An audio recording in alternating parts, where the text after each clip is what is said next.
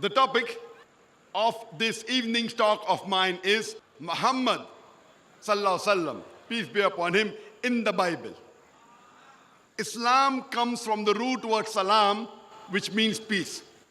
It's also derived from the Arabic word silm, which means to submit your will to Allah subhanahu wa ta'ala, to Almighty God.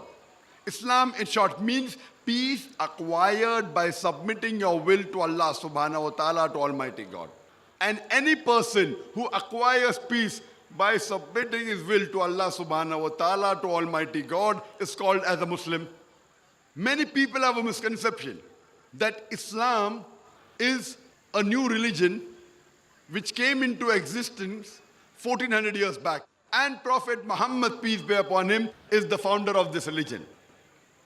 In fact, Islam is there since time immemorial, since man set foot on this earth. And Prophet Muhammad, peace be upon him, is not the founder of this religion, but he is the last and final messenger of Allah subhanahu wa ta'ala, the last and final messenger of this religion of Islam. Allah says in the Quran, in Surah Fatir, chapter number 35, verse number 24, وَإِم مِّن أُمَّةٍ إِلَّا خَلَا فِيهَا نَذِيرٌ. There has never been a nation or a people without a warner having lived amongst them in the past. Allah says in Surah Ra'd, chapter number 13, verse number 7, وَلِكُلِّ قَوْمٍ هَادٍ. And to every nation, to every people have we sent a guide. There are 24